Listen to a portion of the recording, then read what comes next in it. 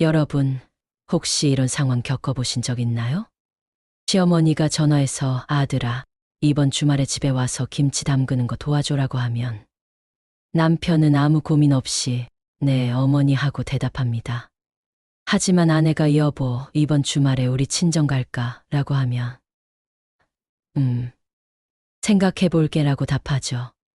이게 바로 이중회원권의 실체입니다. 결혼 전 남자는 30년간 어머니의 아들이라는 확고한 신분으로 살아왔습니다. 그런데 결혼과 동시에 갑자기 아내의 남편이라는 새로운 역할이 추가됩니다. 문제는 대부분의 남편들이 기존 회원권을 해지하지 않고 두 개를 동시에 유지하려 한다는 것입니다. 어머니한테는 여전히 착한 아들로, 아내한테는 좋은 남편으로 보이고 싶다. 하지만 현실에서는 어떻게 될까요? 결혼 5년 차 김 씨 부부의 실제 사례를 보겠습니다. 추석 명절, 시어머니는 며느리에게 3일 내내 집에 있으면서 음식 준비 도와줘라고 합니다. 아내는 남편에게 여보, 나도 친정에 하루는 가고 싶어 라고 말하죠. 이때 남편은 뭐라고 할까요? 어머니가 혼자 힘드시잖아. 오래만 참아줘. 이 한마디로 아내는 깨닫습니다. 내 남편의 1순위는 여전히 시어머니구나. 회사로 비유하면 더 명확해집니다. 원래 A회사 직원이었던 사람이 B회사로 이직했는데 여전히 A회사 회의에도 참석하고 A회사 업무도 처리한다면 B회사 동료들은 이 사람 진짜 우리 편인가 의심할 수밖에 없습니다. 남편들이 모르는 충격적 진실이 하나 있습니다. 아내들은 생각보다 똑똑합니다. 남편이 누구 편인지, 언제 거짓말하는지, 어떨 때 회피하는지 다 알고 있어요. 그냥 참고 있을 뿐이죠. 그래서 현명한 남편이라면 과거 회원권에서 과감히 탈퇴해야 합니다. 어머니, 저는 이제 아내와 새로운 가정을 꾸려가야 할 사람입니다 라고 선언하는 용기가 필요합니다. 이것이 바로 결혼의 첫 번째 관문입니다. 두 번째 이야기, 시어머니의 집착, 당신의 시어머니도 이런가요? 여러분, 혹시 이런 시어머니 만나본 적 있나요? 아들이 결혼했는데도 여전히 아들 방을 그대로 유지해놓고 매주 집에 와서 밥 먹어라 전화를 합니다.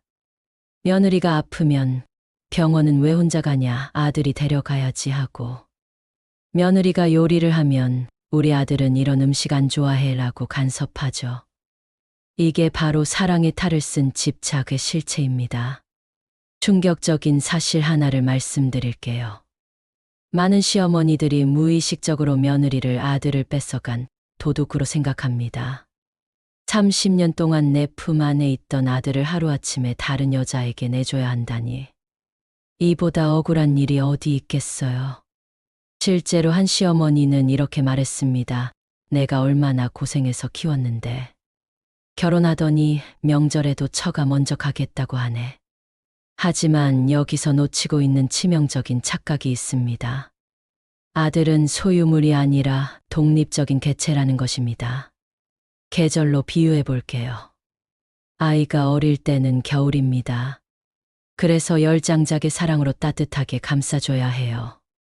청소년기는 봄이니까 5장작 정도로 줄이고 성인이 되면 여름입니다. 이제는 불을 꺼야 할 때예요. 그런데 많은 어머니들이 여름에도 계속 열장작을 떼고 있습니다. 그러면 어떻게 될까요? 아들은 너무 더워서 못 살겠다며 집을 나가려고 하죠. 가장 무서운 건 이런 시어머니의 마음속 진실입니다. 내가 아들을 더 사랑하는데 왜 며느리가 더 중요하냐? 하지만 이것은 사랑이 아닙니다. 사랑은 상대방을 위해 놓아줄 줄 아는 것이거든요. 진정으로 아들을 사랑한다면 아들이 새로운 사랑과 함께 행복하게 살 수 있도록 한 발짝 물러서는 것이 맞습니다. 70세 할머니의 깨달음을 들어보세요. 내가 아들을 계속 붙잡고 있으니까 며느리가 나를 무서워하더라고. 그제서야 깨달았지. 내 사랑이 독이 되고 있다는 걸. 진정한 사랑은 붙잡음이 아니라 축복하며 놓아줌입니다. 세 번째 이야기, 며느리의 두 가지 마음, 고수 며느리들만 아는 비밀. 결혼 10년 차 며느리가 털어놓은 충격적인 고백을 들어보세요. 처음에는 시어머니가 미웠어요. 그런데 어느 날 깨달았죠. 미워해봤자 제가 손해더라고요. 그래서 전략을 바꿨어요. 이게 바로 고수 며느리들의 비밀입니다. 대부분의 며느리들이 시어머니와의 관계에서 실수하는 부분이 있습니다. 바로 맞서 싸우려 한다는 것이죠. 왜 저만 참아야 해요? 저도 누군가의 소중한 딸인데. 맞는 말입니다. 하지만 현실은 어떨까요? 시어머니와 정면 승부를 벌이면 100% 며느리가 집니다. 왜냐하면 시어머니에게는 30년의 선점 효과가 있거든요. 아들은 어머니 편을 들 확률이 높고 며느리는 성격 나쁜 며느리라는 낙인까지 찍힙니다. 그렇다면 똑똑한 며느리들은 어떻게 할까요? 감사와 죄송이라는 두 개의 마법 카드를 씁니다. 첫 번째 카드, 감사, 어머니 이렇게 좋은 아들을 낳아 키워주셔서 정말 감사합니다. 이 한마디에 시어머니의 마음이 어떻게 변할까요? 이 며느리가 내 노고를 알아주네 하면서 경계심이 누그러집니다. 두 번째 카드, 죄송, 사랑하는 아들을 제가 데리고 살게 되어서 죄송해요. 이 말의 숨은 의미는 뭘까요? 어머니의 상실감을 제가 이해해요 라는 메시지입니다. 시어머니는 이 며느리가 내 마음을 아는구나 하며 마음을 열게 되죠. 실제 성공 사례를 보겠습니다. 김모 씨는 결혼 초 시어머니와 극심한 갈등을 겪었습니다.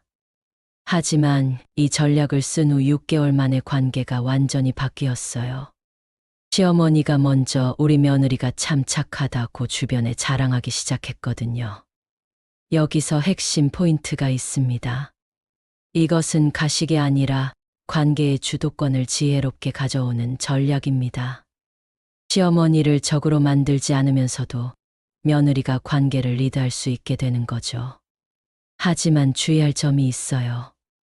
진심이 담기지 않으면 들통납니다. 시어머니들은 생각보다 눈치가 빨라요. 진짜로 감사한 마음과 죄송한 마음을 가져야 효과가 있습니다. 놀라운 부작용도 있습니다. 이렇게 대하다 보면 며느리 본인의 마음도 편해져요. 왜냐하면 내가 관계를 컨트롤하고 있다는 주도감을 갖게 되거든요. 더 이상 시어머니의 눈치를 보며 스트레스 받지 않아도 됩니다.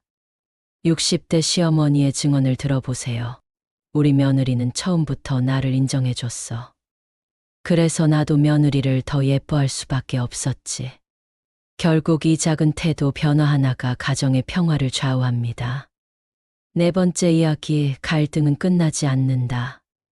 이런 상황 겪어보신 적 있나요? 20대 언제 결혼할 거야? 30대 아이는 언제 가질 거야? 첫째 출산 후 둘째는 언제? 둘째 출산 후 셋째는 안 낳아? 40대 손자 교육은 어떻게 시킬 거야? 충격적인 진실을 하나 알려드릴게요. 부모의 요구는 절대 끝나지 않습니다. 실제로 70대 할머니가 40대 아들에게 한 말을 들어보세요. 너 이제 나이도 있으니까 건강 관리 좀 해라. 병원은 다녀? 보험은 들어놨어? 이게 바로 부모의 사랑 방식의 본질입니다. 많은 자녀들이 착각하는 게 있어요. 부모님이 나를 인정해 주시면 간섭을 안 하실 거야 라고 생각하는 것이죠. 하지만 현실은 정반대입니다. 부모는 자녀가 100살이 되어도 걱정합니다. 한 60대 어머니의 솔직한 고백을 들어보세요. 애가 40이 넘었는데도 밤늦게 들어오면 걱정돼. 이게 부모 마음이야. 어쩔 수가 없어. 그렇다면 우리는 어떻게 해야 할까요? 무작정 반발하거나 순종하는 게 답일까요? 전혀 그렇지 않습니다. 정답은 이것입니다. 부모님 말씀은 감사히 듣되 내 인생의 길은 내가 간다. 실제 성공 사례를 보겠습니다. 김모 씨는 매번 부모님의 간섭에 스트레스를 받았어요. 하지만 마음가짐을 바꾼 후 이렇게 대응했습니다. 어머니가 묻습니다. 둘째는 언제 나올 거야? 김 씨가 대답합니다. 어머니께서 손자 보고 싶으시는 마음 충분히 이해해요. 저희도 신중하게 계획하고 있어요. 놀라운 일이 일어났습니다. 어머니가 더 이상 다그치지 않으셨어요. 왜일까요? 부모의 진짜 욕구는 컨트롤이 아니라 관심과 사랑의 표현이었거든요. 그런데 대부분의 자녀들은 이렇게 반응합니다. 엄마, 제발 그만 좀 하세요. 제 인생이에요. 이런 반응은 부모에게 상처를 줄 뿐만 아니라 갈등만 더 키웁니다. 하지만 진짜 고수들은 이렇게 합니다. 부모의 마음을 먼저 읽어드립니다. 아, 부모님이 걱정되시는구나. 감사 표현을 한다. 신경 써주셔서 감사해요. 자신의 입장을 부드럽게 전달한다. 저도 충분히 생각하고 있어요. 60대 아버지의 놀라운 고백을 들어보세요. 우리 아들이 예전에는 내 말에 반발만 했는데 요즘은 아버지 말씀이 맞아요. 그런데 이런 것도 생각해봐야 할 것 같아요 라고 해. 그러니까 나도 더 이상 잔소리 안 하게 되더라고. 핵심은 이것입니다. 5번째 이야기, 사랑의 균형이 답이다. 갈등 없는 가정의 진짜 비밀. 결혼 15년 차인데도 시댁 갈등이 전혀 없다는 박 씨 부부의 이야기입니다. 우리 집은 정말 평화로워요. 시어머니도 며느리 자랑하시고 남편도 양쪽 다 잘 챙기고 저도 스트레스 없이 살고 있어요. 대체 이런 가정의 비밀이 뭘까요? 충격적인 진실을 말씀드리겠습니다. 갈등 없는 가정들에는 공통점이 있어요. 바로 각자가 자기 역할에 충실하다는 것입니다. 그런데 대부분의 가정은 어떨까요? 서로 다른 사람 탓만 하고 있죠. 남편은 엄마가 너무 간섭해서 그래 하고, 시어머니는 며느리가 예의가 없어서 그래 하고, 며느리는 남편이 중간에서 역할을 안 해서 그래 합니다. 하지만 진실은 이렇습니다. 갈등의 원인은 모든 사람이 자기 역할을 제대로 하지 않아서예요. 누구 하나만의 잘못이 아니라는 거죠. 실제로 가정상담 전문가들이 분석한 결과를 보면 놀라워요. 남편이 역할을 제대로 하는 경우에는 갈등 80% 감소. 시어머니가 적절히 거리두기 하는 경우 갈등 70% 감소. 며느리가 지혜롭게 대응하는 경우 갈등 60% 감소. 그런데 3명이 모두 역할을 제대로 하면 갈등이 거의 사라집니다. 구체적으로 어떤 균형일까요? 남편의 역할, 어머니, 죄송하지만 이제 저희 가정이 우선입니다. 하지만 어머니도 계속 챙기겠습니다. 시어머니의 역할, 아들아, 너희는 너희 방식대로 살아라. 엄마는 가끔 보고 싶을 때만 연락할게. 며느리의 역할, 어머니 덕분에 좋은 남편을 만났어요. 앞으로도 자주 안부 여쭐게요. 이렇게 되면 어떤 마법이 일어날까요? 실제 변화한 가정의 이야기입니다. 이전에는 명절만 되면 전쟁터, 현재는 오히려 더 자주 만나서 즐거운 시간. 이전에는 시어머니 전화만 와도 긴장, 현재는 서로 먼저 안부 묻기.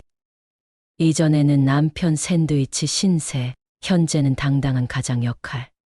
놀라운 사실이 하나 더 있습니다. 이런 균형이 잡히면 갈등이 사라질 뿐만 아니라 각자가 더 행복해집니다. 왜냐하면 더 이상 서로를 견제하거나 눈치 보지 않아도 되니까요. 70대 할머니의 증언, 손 놓고 나니까 오히려 아들이 더 자주 찾아와. 며느리도 편하게 대하고 나도 속 편해졌어. 30대 남편의 고백, 양쪽 다 챙기려다 스트레스 받았는데 우선순위를 정하니까 모든 게 편해졌어요. 20대 며느리의 변화, 적대하지 않고 지혜롭게 대하니까 시어머니가 오히려 저를 더 예뻐해 주세요. 핵심은 이겁니다. 누군가 하나가 바뀌어도 분위기는 조금씩 좋아집니다. 하지만 세 사람이 모두 자기 역할을 할 때 비로소 진정한 가족의 행복이 시작됩니다. 사랑의 균형, 그것이 모든 갈등의 해답입니다. 영상이 유익했다면 좋아요와 구독 눌러주세요. 감사합니다.